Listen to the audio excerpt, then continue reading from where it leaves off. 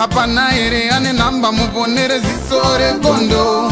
Apana ere ane namba muponere Zizoe gondo.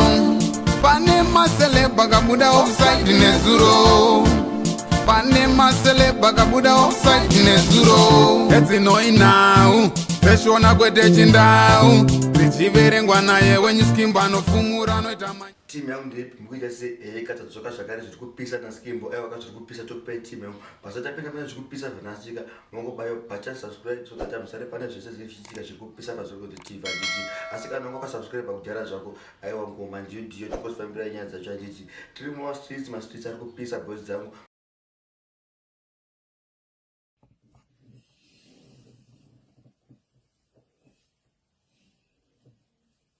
Mwaende kuti unobvisirwa nani ane kana sendi rekubvisa wakatumira tumapepa twawakafanda kuna lawyer kuti andisuwa anenge achindisuwa chiwa waiti my husband is suing my titi ndinokarova kakafaka ndakaziye zvekubhaudhwa newe nekuchengetwa idiot nonda zvimapepa ye-Tytan is go sue who idiot kambudzi kanoudzirwa zvekuita son yes mommy so we are about to sue my titi okay mommy son yes, mommy, we are about to wait. Okay, mommy. Son, yes, mommy.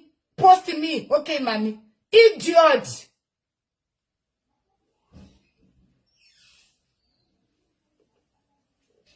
Don't remote control yako ya mwana ya, not mina. Don't waunoitira mashura iwa yakaboiliswa. Mwana wako ya.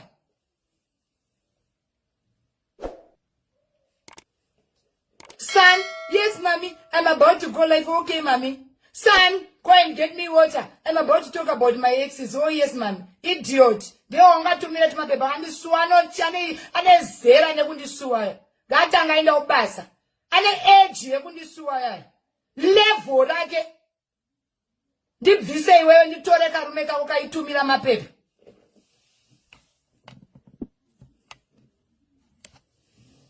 Kai tu mila na pepa e kambu kaka. Kai tu mila na pepa e. Tytan na tu mila na pepa. Who the fuck is Tytan in my face? Who the fuck is he? That one can be my housemaid, Tytan uyawe. Akwane mulevo eva rumi wandaka ndinakadana nawo kana benten wandaka ita uyawe. He needs to go to the gym. Who the fuck is Tytan? Idiot. Ofungani ngani challenge yote my husband akatomusua ngawe ndo mumamisa Tytan uyaya asimurumani mise I don't need stupid boys like Tytan. Tytan can make my garden boy, he can wash my cars. Who the fuck is your husband anyway?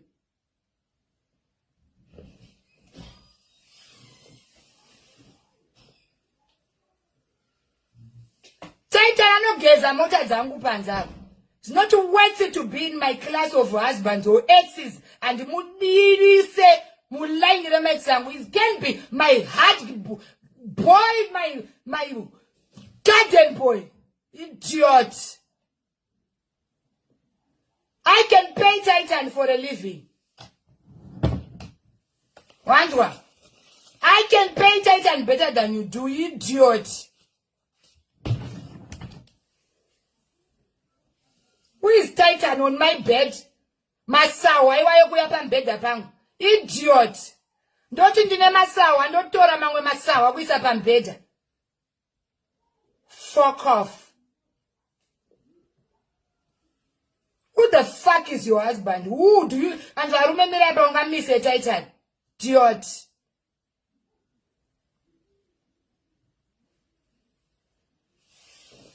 Tytan this, Tytan that, oh my husband. Ane say it, oh yeah, man. Ane say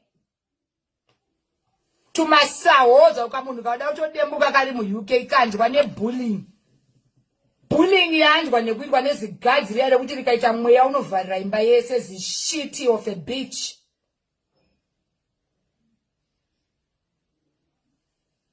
Rikaita mweya rinozadha imba yese nema.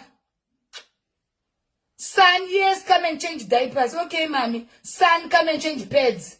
Idiot.